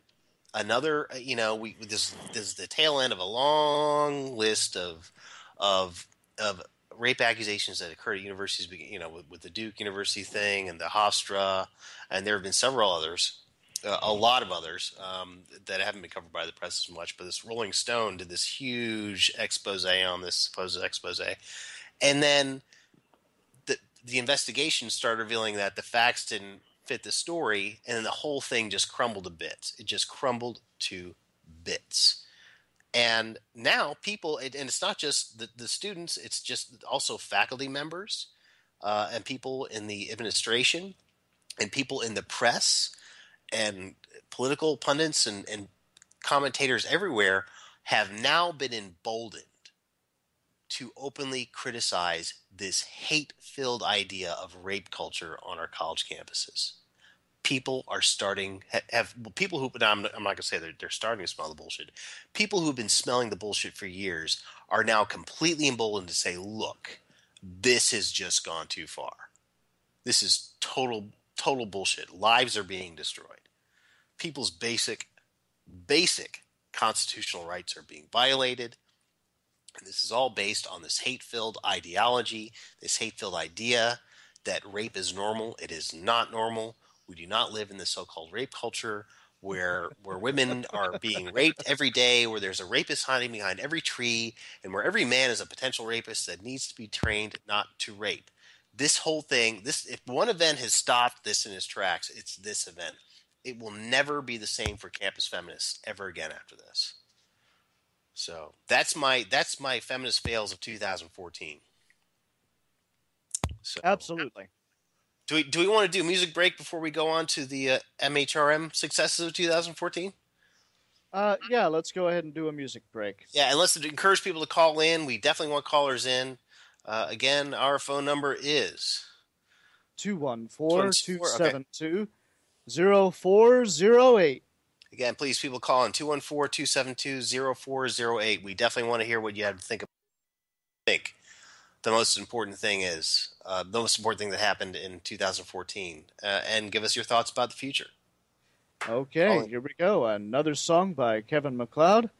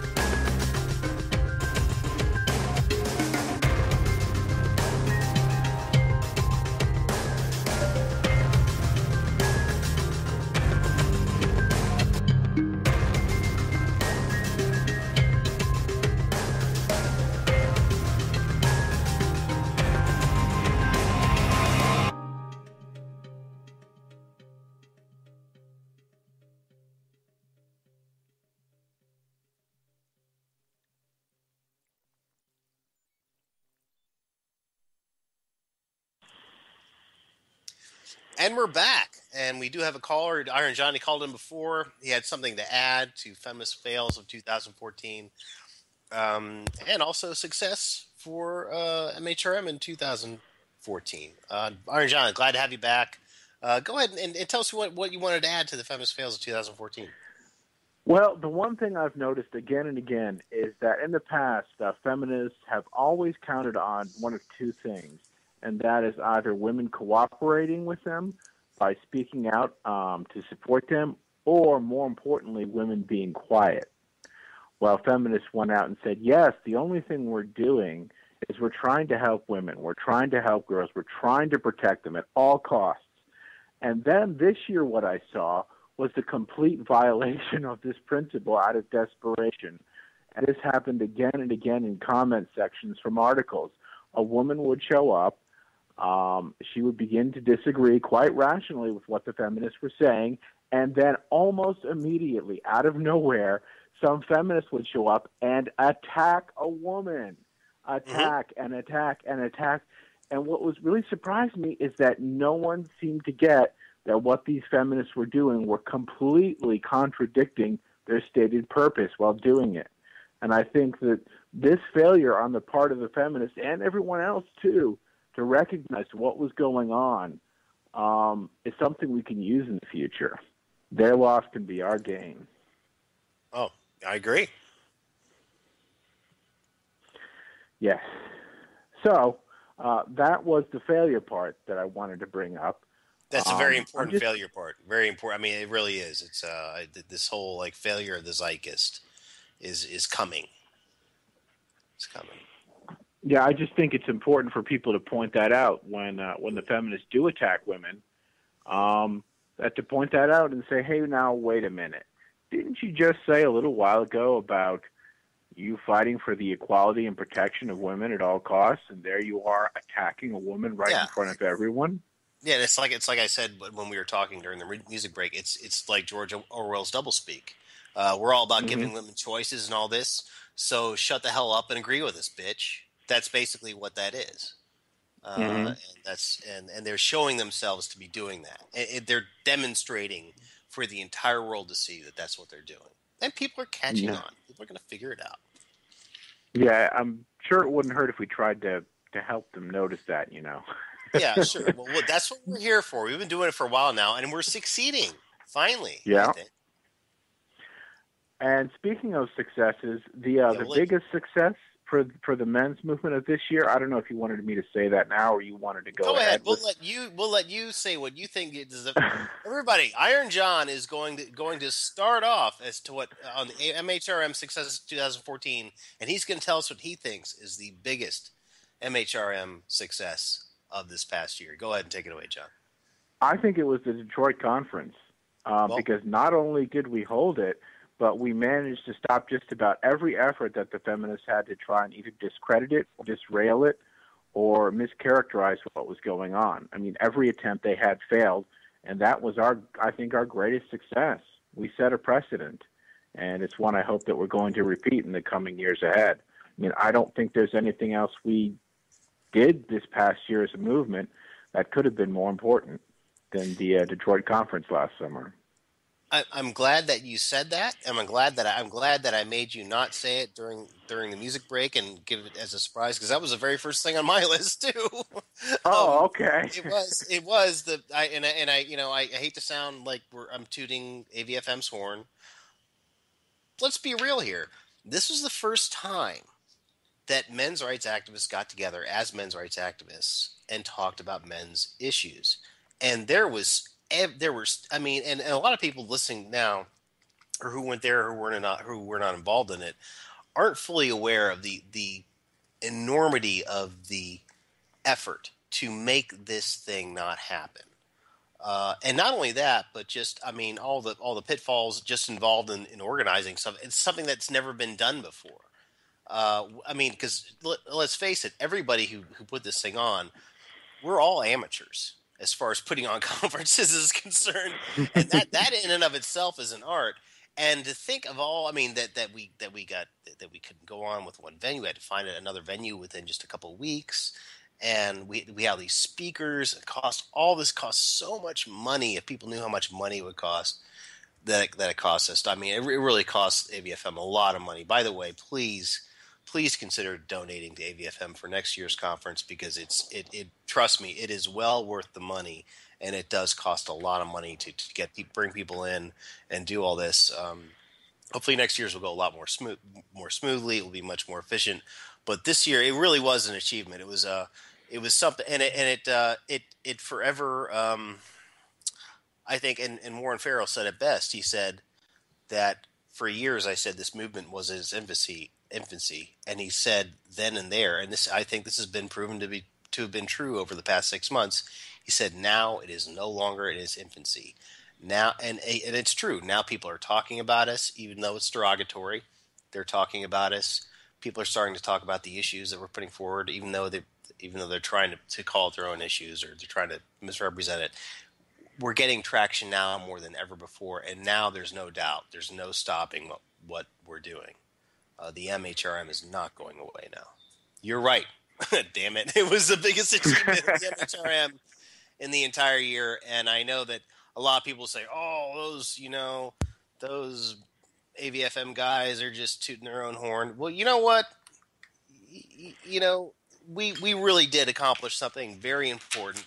You may not think it's important, but I really think the time will show that it was a real event, pivotal event. James, what do you think? Are you there, James? Yes, I'm sorry. It's okay. Being I mean, there, what do you think? Yeah, go ahead and tell us your thoughts about the conference. It was amazing. Yeah, it was really, and John, seriously, it was a shame that you couldn't have been there, because it was everything that I expected it to be and more, and it was so exhausting. It was really the coolest thing I had ever done in my entire life. That's great, but the good I news. was wired for days after the conference. I was too. I did get to watch it all on video, thanks to I guess it was James and David who put the stream together. I was very impressed with it. Yeah, it was good. It was a lot of work, but I mean, I helped David out a lot on that too. It was really, the whole thing was kind of because we had to move to another venue, and David had made a lot of arrangements that after we had to move to another venue had gone awry, and I helped as best I could, and everything went off. Everything happened. And I think the final result was about as good as could be expected. I'm glad you enjoyed it. Yeah, well, the really important thing is, for years we've been getting these ridiculous accusations from the feminist camp that, well, you guys never do anything out in real life. You guys are a bunch of slacktivists and this and that and the other thing. And as a response to that, I offer the Detroit conference with the resounding, well, fuck you. Yeah, right. Yeah, feminists, they're collectivists. You know that. They collect your money and they don't do anything with it. And then they spend the money to collect more money, and that's what they call activism. Spreading awareness. Yeah. That's their idea of activism, and it's worked for a long time now. But yeah, that's when I did the final event of the conference, when I chaired the activism, the activism thing, that was my biggest thing, was the activism panel. My biggest argument was that so many people say, both in the MHRM and in the manosphere, and of course feminists say, oh, the men's rights movement, they're a bunch of do-nothings, and that's just not true. It's just not true. There have been a lot of major, and I pointed out, of course, William Farrell, of course, Anil Kumar, who is doing now amazing things in India. Save Indian Family Foundation is huge, and Carnell Smith, who actually single-handedly stopped paternity fraud in his home state of Georgia. You look at, there's a long list of winners in MHRM who really care about these particular issues, and they are serious activists, and they have very little to work with, and they've made things happen. And now that we're getting more press, and now that we're starting to gather, our resources are still meager, what we can do with the talent and the drive and the passion that we have, I think, is going to be incredible in the coming years. And I think that we're going to silence those voices that say that we're do-nothings very, very quickly, I think. Yeah, I think a lot of them have already been discredited. They really pulled out all the stops. Trying to mischaracterize it or sending people there to try and lead people astray in the bar after the conference. I mean, every single thing just blew up in their face. Not literally, mind you, but it did not work. No, it had always worked in the past, but this was too big for them to get a handle around. I mean, they had a protest march. They called in bomb threats to the DoubleTree. That didn't work either. They really did pull out all the stops, and they still failed, and we won. Yep. And they're going to do it this year because the consensus is that it's going to be in Washington, D.C. this year. And they're going to have a lot more resources available to them in Washington, D.C. because Washington, D.C. is a college town, and they're going to empty out the women's departments to go protest this thing. That's my prediction. And you're going to have the hardcore Washington press corps there, and you're going to have a lot of the crazies involved that trying to do whatever they can. But guess what? C-SPAN is going to be there. And they're going to have a camera. Well, I don't know if they're going to be there or not. They'd be fools if they didn't have a camera there. That's for damn sure. They would be. I can't help it. Let me put it this way. I hope that C-SPAN is going to be there. And if they are there, this is what they do. They put a camera there, and they point it at the stage, and they sit there, and they let stuff happen. And that is a nightmare for feminists. It's one thing if we have like a video feed coming off our website, but when you have the Washington Press Corps there documenting stuff, that's when you get real exposure, and they're going to be fighting to keep that from happening. And I don't think it's going to work. What happened to Seneca Falls? I thought that their plan was for this year to go there. Seneca Falls. The reason it. I don't want to talk too much about that because so much of what we talk about during staff meetings is something that we just don't want because we just don't want. John, maybe you can come to a staff meeting sometime. Sure. Put it this way, I think the thing is that I think we would just get so much more traction from coming to DC, even though it might. I think that price wise, it was kind of about the same. Again, I don't want to give up too much about the inner workings about it, and I have not been as involved in where it's going to be. Of course, it's still well over 6 months from now, but the decision to have it in DC was mostly driven because we have the DC Press Corps here. It will draw attention. There's plenty of facilities here to accommodate people, even though it's going to be pricey, a little bit pricey for people to attend. It's just going to be everything is here that we need. And I say here because this is where I live. And trust me, I was not a major lobbyist to make it happen here. I think a lot of people are saying, it makes a lot of sense to have it in DC. Mostly because of the press exposure. And I think another thing, and I think the reason why I would prefer not to have it in Seneca Falls would be because it just would mean that it was kind of like a feminist copycat type thing, or we're doing it just to have it as a poke in the eye to feminists. I think that's fine, maybe sometime in the future, but I think that now we need to focus on being more productive and having the most impact. And I think, I said this, and I think other people agreed with me even before I said it. I think that the best place to do that would be here. But I'm not the final word on this. Okay, I'm not the one who made that decision. I don't want to pretend that I was. Again, I'm probably giving too much away about what the decision-making practices behind ABFM now, because I don't. It's just something I don't want to talk too much about on the air right now. But that's. I just, to be fair to you, I'll just give you some basics about why we wanted to have it in DC. Well, that's okay. You don't need to explain it to me. I mean, I'm not on the staff at A Voice for Men, so I'm not required to know. And there are probably some people listening to us right now who shouldn't know. You are a loyal listener. You are a loyal listener, and you asked a question, and I thought I'd give you as detailed an answer as I could, and an honest one, and that's what I did. So, I appreciate it, Bob. Thank certainly you. a stakeholder, as every listener is. But I hope I didn't. I hope I didn't piss off too many people by. And I don't think I divulged anything too crazy. But not that there's a whole lot of people listening right now.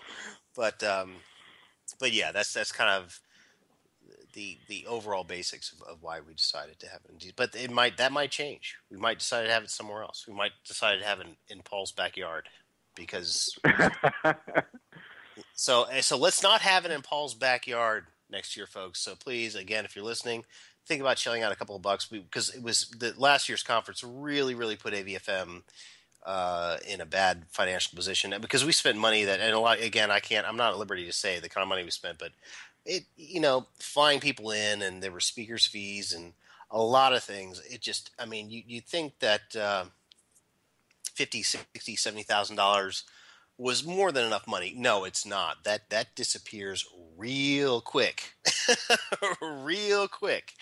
And there are other day-to-day expenses here at AVFM that need to be taken care of. So just sending it out there. We're looking forward to another great conference next year, and that can only happen with your help. So please consider. And we've got other things in the works about raising money too. So hopefully things will be okay, and I think they will. But that's just where we're at with the conference. Again, it's still very early. We're still in very preliminary planning stages, but we had a successful conference. Guess what? That conference, for as much of a pain in the ass as it was, and even though there were a couple people, including myself, who almost had a nervous breakdown, and it was still a blast. I just remember having a great time with so many people that I wanted to talk to for so long, and wanted to meet with for so long, and I remember, talking about divulging things. I just remember just the cavorting that went on after each day. It was, you were exhausted at the end of the day, but everybody went out and had a really good time. It was kind of like a crazy, intense, I don't know. It was just such a blast. I had such a great time with Dr. Tara. I had such a great time with Jonathan. I had such a great time with James. I had such a great time with you and Jack and Anil. And everybody. It was just everything was so much fun, and so intense. And I can't wait to see everybody this year again. And John, I hope to see you at the conference sometime this year. Well, I hope I can make it sometime.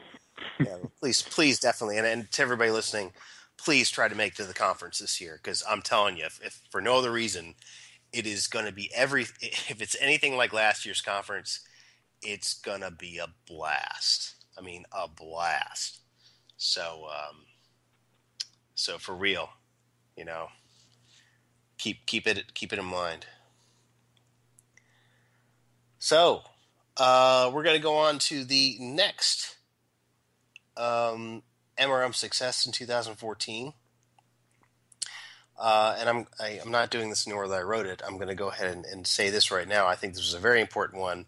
This was the turnover of power in Maine's 7th prosecutorial district concerning with ousting of Mary Kellett and Paul Kavanaugh. This was something that many people at AVFM and other organizations, SAVE, to be fair, and even the National Coalition for Men kind of got in the fray with this. This was the fruition of years of hard work to get this particular woman out of office. And of course, I forgot to mention Integrity for Maine, who were the main driving force. I think they were the final hammer that felled the final blow.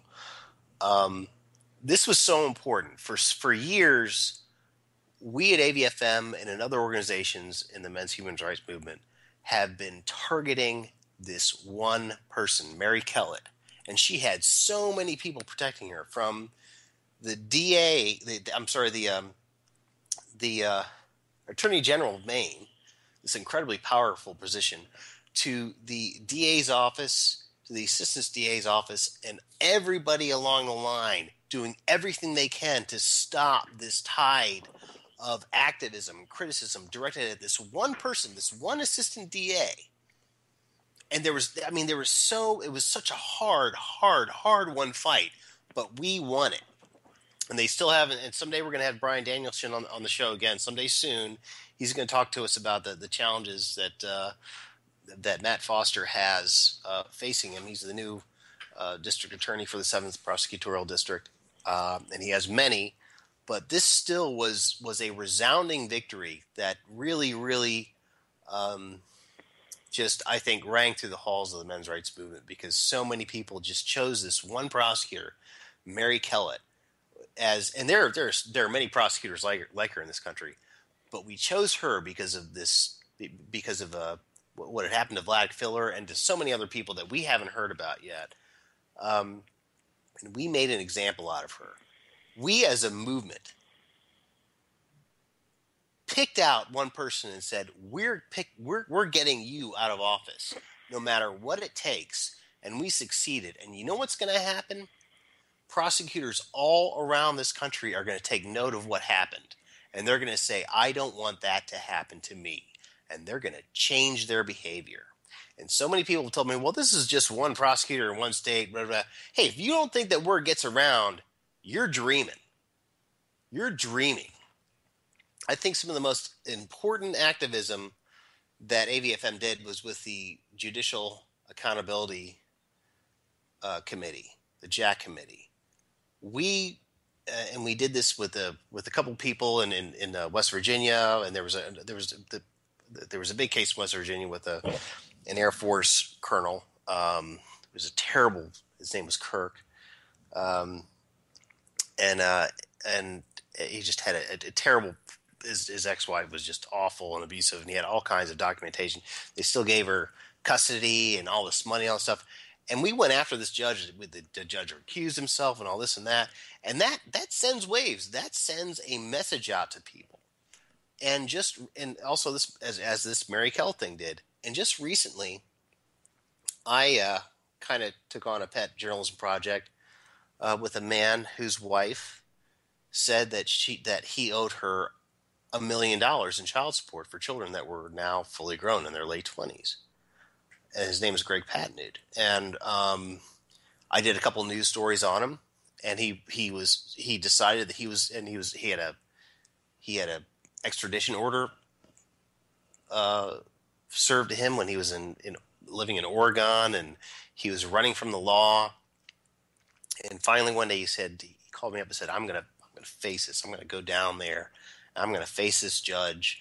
I've got some publicity from AVFM. I want to see what happens, and I'm prepared to go to jail, and I'm prepared to become a poster boy for this movement. And I said, great, let's do this, Greg. So I interviewed him, and I wrote an article, and he went down there, and nothing happened. The hearing was canceled. It was canceled. After all this, it was canceled. He was bewildered. Now, I might be wrong, but I would like to think that word is getting around that family court justices and district attorney and prosecutors can't realize now for the first time that they just can't get away with anything they want to, especially when someone from A Voice for Men is watching. I would like to think that. Now, I have no proof that this is actually what's happening, but I've never heard of any family court judge just canceling a hearing from someone they had an extradition order out on for months on a child support claim for what was $1 million, then was lowered down to $100,000, and then the whole thing was just virtually dismissed. I mean, I've never heard of that happen before. How did that happen? Could it possibly be that we have a track record of fucking people's shit up? That's why I think this whole thing with Mary Kellett was really a huge win. And a lot of people think it's kind of old news. People aren't paying attention to what's happening to it anymore. I think it was a big deal. And now James is telling me to move on. Sorry about that. I had to go on a little rant there. The next big success in 2014, I think a lot of people might think is a big reversal. from what I've been talking about, was when Saturday Night Live did this skit about men's rights activists. And James, you go ahead and talk about this one. Yeah. Lena Dunham, who's outed herself as a as an abuser, went ahead and wrote and then starred in a skit on Saturday Night Live making fun of men's rights activists. It hit a lot of major publications. And, yeah, I mean, I was fairly happy to see it up because that's proof to us that we had hit the mainstream. And go figure, millions of people who had never, ever heard of us before were all of a sudden handed on a silver platter a feminist version of us. And of course, that's a lot of people going to look us up. Yep. You told me once that the more people talk about us, we win every time. We win every time. I remember like saying, telling somebody there, you know, that I jumped. People said, "Oh, Bob, I heard somebody had the MRM on Saturday Night Live. Aren't you kind of embarrassed?" I'm like, "Fuck no, I'm jumping for joy. That's awesome, because more people are going to see what's going on. More people are going to go to places like AVFM and Men's Rights Reddit, and they're going to look it up, and they're going to read, and they're going to learn. That's what happens. Yep, absolutely. And because it's getting late. This is a good segue into our final big success for the MHRM in 2014. Again, as far as I'm concerned, I'm sure everybody has different opinions, but I think most would agree on this. We saw for the first time the breaking of the silence in the media concerning men's rights issues. At no other time in history, I think, has there been, even though it's still derogatory, even though it's still kind of like low-level kind of B-grade media and news, I don't think there's ever been a time when more people were talking about men's issues than they are right now. And I think it's because of what we've been doing. And I think that's a great thing. Well, polarizing the battlefield. Just That's like right. what I said before. We are proving to be more and more effective on that. Even with as few outspoken individuals as what we seem to have. Men's Rights Reddit, I think, has also exploded this year. Yeah, that was I should have said something about that, yeah. That's kind of a big deal. 100,000 100,000 subscribers. That is a big deal. So, yeah. Sure as hell beats out a lot of these other social justice warrior. Oh yeah, and since I had that interview, they've already added another 3,000 subscribers. That was Go figure. And I see them doing nothing but adding more as time goes by. That's a great place to get some aggregate news and opinion pieces. If that's where I want to take a look at that, I look at that every day. I go there and take a look. It's first stop AVFM, next stop Men's Rights Reddit. Yep. So go figure. Well, folks, I think we've just about hit the end of our show here. Is John still with us? No, he's not. Darn, I was going to ask him about the final piece of advice that he wanted to give to our audience. Why don't you go ahead and give the final piece of advice to our audience, James? Okay. Everyone, Happy New Year. And take the red pill.